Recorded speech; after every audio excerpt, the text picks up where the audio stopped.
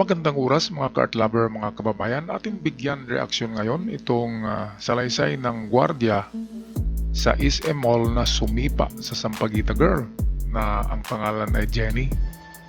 Well, atin muna pakinggan ang kanyang salaysay bago tayo magbigay ng reaksyon. Siya, sa mga nakapanood doon sa video nag-viral doon sa batang nagtitinda ng Sampaguita, hindi ko po yun ginusto, sinusunod ko lang po yung trabaho ko bilang security guard. Sana po maintindihan nyo.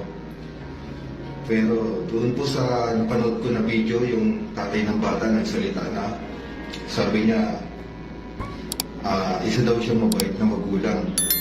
Okay, ito lang po yung saloobin ko. Kung magulang po kayo, sana nagpaka-magulang po kayo.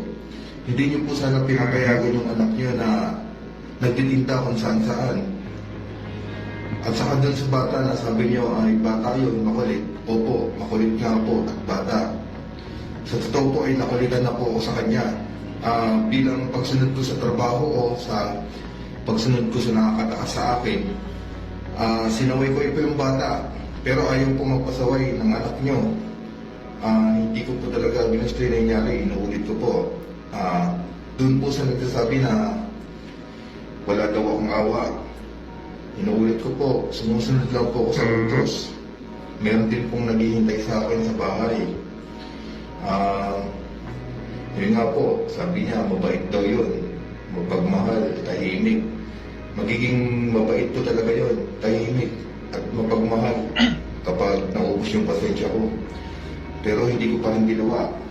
Nagpasensya pa rin po ko sa bata. Teka, wala kang pasensya eh. Klarong-klaro naman. Sinipa mo. At bago niya ihampas sa iyo ang Sampaguita, ay sinira mo muna. Ikaw yung nauna. Kaya nag-react yung bata at hinambalo sa muka mo yung natirang Sampaguita. Ikaw ang unang nanira ng Sampaguita. Ikaw rin ang unang sumipa. Klarong-klaro yun. Kaya ikaw ang nangunguna, di ba? At saka bata pa yun eh, pinatulan mo. Isa pa diyan, nananakit ka, sinipa mo. Yun ang hindi pwede. Big no ang sabi diyan. Huwag mong sipain, huwag mong saktan.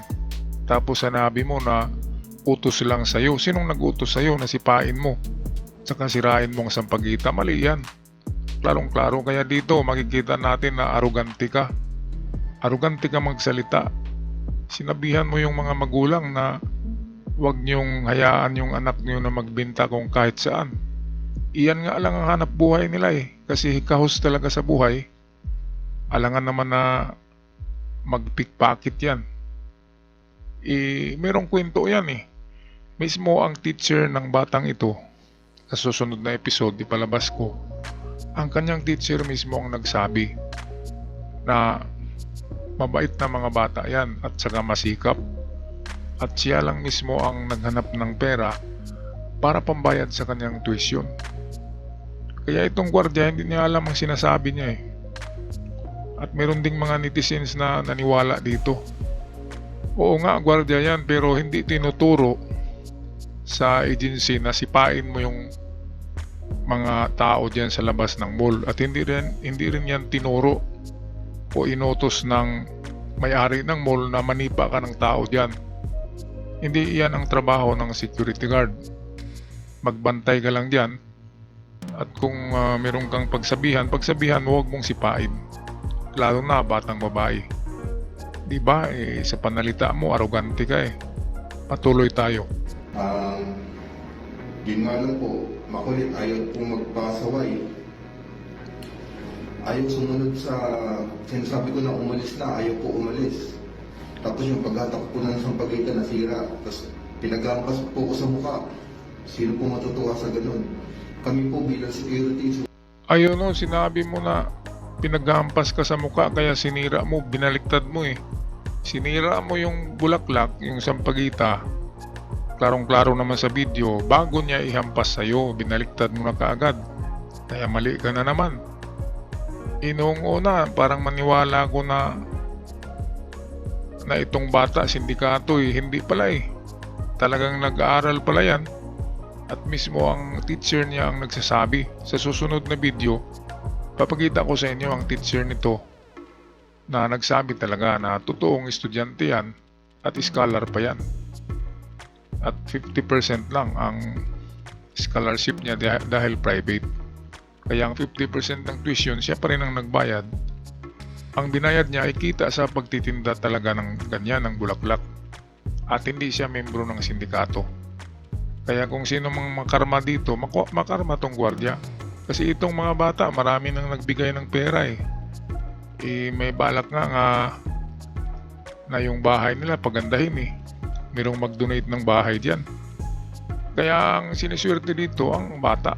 Ngayon itong nanipa, nananakit, kahit anong sabihin pa niya na utos ng may-ari, utos ng boss niya, pero hindi utos ng boss na manipa ka ng bata. Yung takong pa naman ng sapatos mong tumama sa tuhod Masakit yun, kaya ang reaksyon ng bata, siyempre, merong reaksyon yan. Mabuti nga, walang kapatid yan na lalaki na malaki. Kung meron, siguradong nirisbakan ka dyan. Ito pa, meron ka pang sinabi dito na arugante ang pagkasabi mo. Ito. Sunod lang po kami sa utos. Kasi, ayun po trabaho namin. Doon po kami sinusweldo.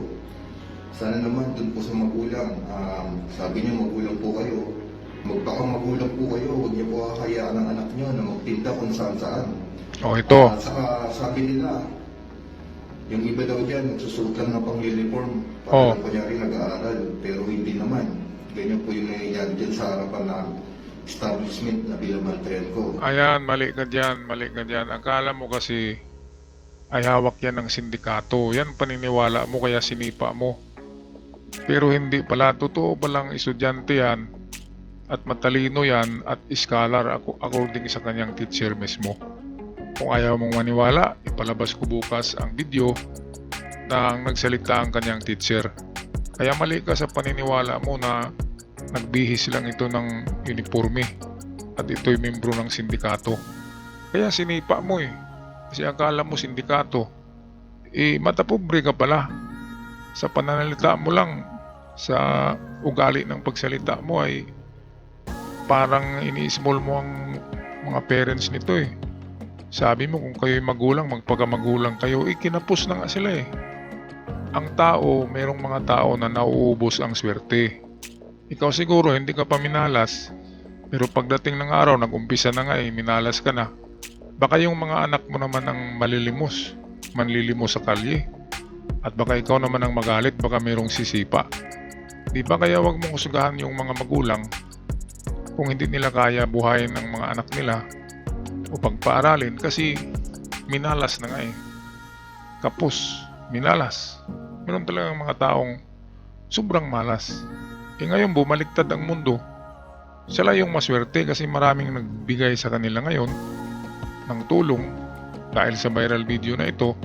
At ikaw ngayon ang minamalas kasi papatawag ka sa PNP bukas at imbestigahan ka.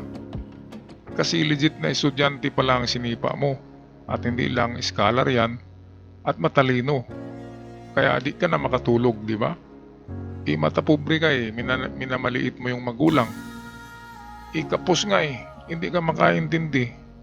Kung ikaw ang malasin tulad ngayon, nag-umpisa ng malas mo, mawalan ka ng trabaho, kakarmahin ka, anong ipakain mo sa mga anak mo? Diba hindi yung mga anak mo tutulong sa'yo, pupunta rin sa kalye, magbenta ng kung ano-ano, baka manlilimos pa, diba? And then sipain ng ibang tao, kasi akala membro ng sindikato, anong maramdaman mo? So yan lang ang aking reaksyon tungkol dito sa gwardyang ito. Mali pala mga kababayan.